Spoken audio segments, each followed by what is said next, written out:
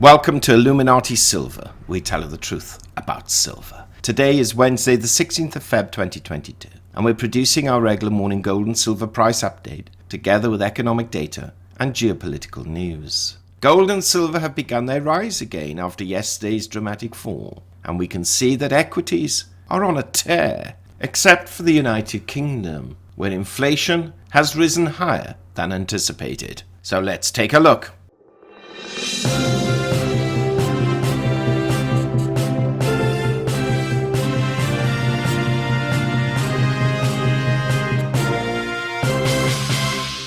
Welcome to Illuminati Silver. It's Wednesday, the 16th of Feb 2022 at 10:28 in the morning here in the United Kingdom.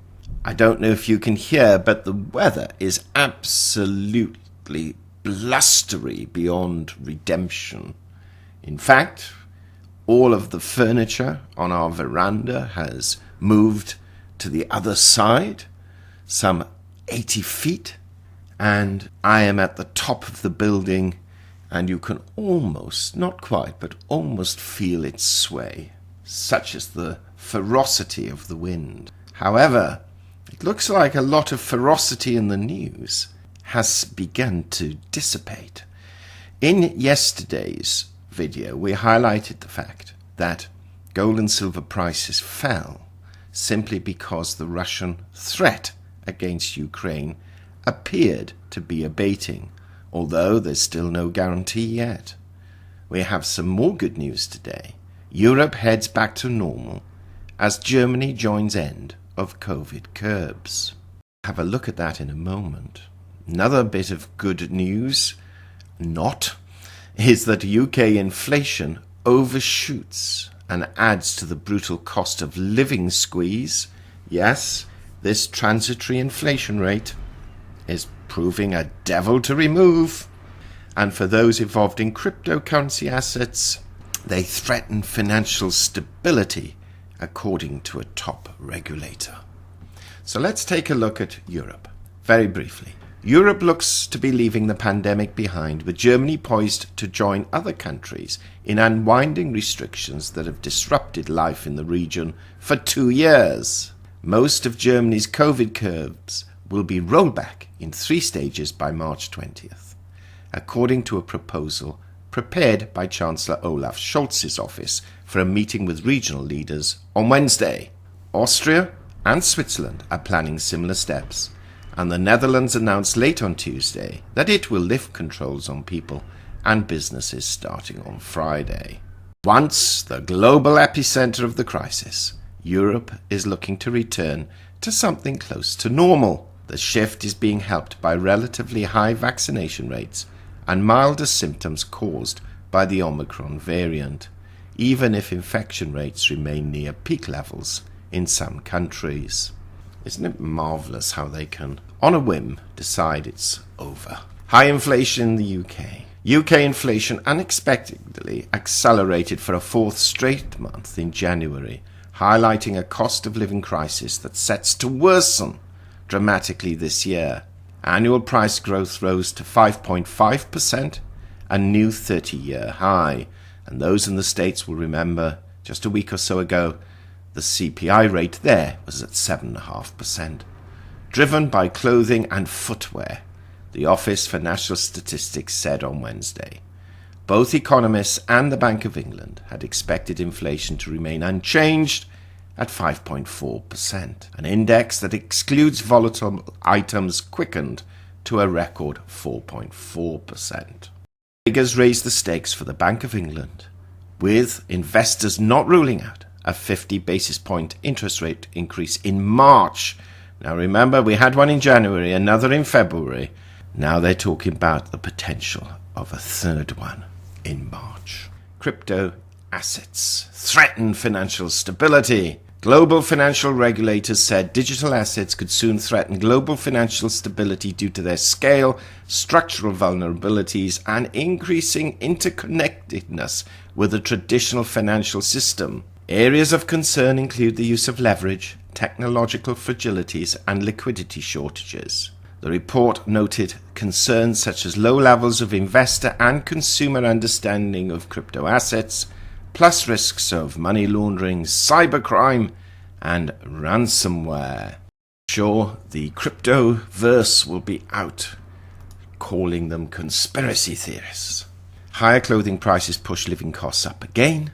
Disney appoints executive to lead its metaverse plans. The metaverse being a component part of the crypto industry, or at least the technology, the blockchain technology underlying it. And an interesting article, which we'll have a look at ourselves but won't read here, how much Russian money is there in the UK. US and Canada, gunmaker held to account for Sandy Hook shooting. And in fact, it wasn't mentioned on our news, but that was because it was covered yesterday. Prince Andrew has settled his civil case with Virginia Giuffre. Let's have a look what's happened to the dollar. Well, it has weakened. It's fallen below 96 at 95.8. Not surprisingly, if we are now looking at the UK raising rates, remember this is a basket of currencies, we still think ultimately the dollar will rise, and certainly by the end of March we're envisaging an index of 97. We're not changing our mind on that. But of course, with some of the abatements in terms of geopolitical tensions, we have to bear in mind there was a flight to the US dollar, and some of that is clawing back slightly. Energy prices, though, are starting to go back up again, and we now have Brent crude at $94 and WTI crude just 20 cents or 26 cents off at $93. Equity markets, well, in America, as we predicted in the morning, but there's no great prediction really, it was obvious it was going to happen, equity markets rose and rose strongly, with the Dow up 1.25%, the S&P up 1.5%, and the Nasdaq up 2.5%. Now, Asia Pacific overnight, another significant rise of around 1.5 to 2%, and even this morning, except for the FTSE, because of the inflation figures, unfortunately, we can see in Europe certainly markets are up, albeit not significantly, and our FTSE 100 index in the UK is down 0.17%. Let's have a look what economic data came out yesterday. Well, we had the producer price index, which came out at 1%. That's considerably higher than expectations and higher in January compared with December. Not really good news. Means prices and costs are going up. The Empire State Manufacturing Index, although better in February than January, was still considerably lower than the forecast of 11, coming in at 3.1. Now, all eyes will be on retail sales today. Average forecast 2.1. In December, the figures were 1.9. And we'll have the January announcement today, plus industrial production. So, and also at this afternoon, that's US time, I say US time, you have different time periods in the United States, but Eastern time, I believe it is, you have the FOMC minutes at 2 o'clock. And they might prove to be interesting reading. Gold prices this morning. I'll refresh the page to make sure they're up to date. And we can see that gold is down really 47 cents at $1,856.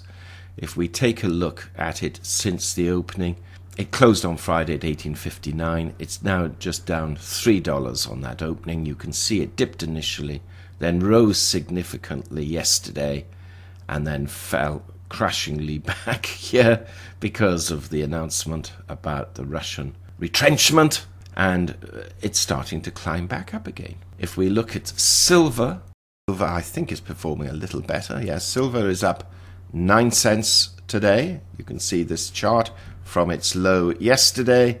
It's recovering quite nicely, and if we compare, it's 23.50 at the moment. It's still 10 cents lower than Friday's close, but we suspect it might just edge up that little bit, depending though on the figures on retail sales today. Cryptocurrencies have been doing quite well, obviously, because the Nasdaq went up, but this morning Bitcoin's down just 0.43%, and it's just dipped below $44,000, although it's been above that for most of the day so far. The crypto market is up 0.1% at 1.98 trillion. We're going to show you a little excerpt that we put on yesterday's video, and we might add this to the end of every video simply because we want to draw your attention to a company that we are undertaking an interview with in a few weeks' time, and would very much like you to have a look at that organization and let us know your thoughts. Very shortly we shall be doing a video on the Pure Gold Company, as you can see on the screen. It's had much acclaim and has been promoted by the likes of The Guardian, Financial Times, Reuters, Your Money, CNBC, BBC, Money Week, The Telegraph, and the Wall Street Journal. Now, we've provided a link if you want to take a look for yourself at this company. The actual link is bit.ly, that's L-Y, / the Pure Gold Company. Do take a look for yourself, but as I've said, we'll be doing a video on this company, and also we plan to interview its CEO in the next couple of weeks. And we've placed a link to it both in the description box and in the comment section below. Let us know what you think. Thank you for listening. Please give us a thumbs up, subscribe, press the bell sign. Until next time. Illuminati silver owners come from a background of banking, international wealth management and economics. Having now retired from these worlds, we are not qualified to give investment advice. Therefore, this and other productions must not be deemed to be giving such advice and merely represent the personal views of its owners.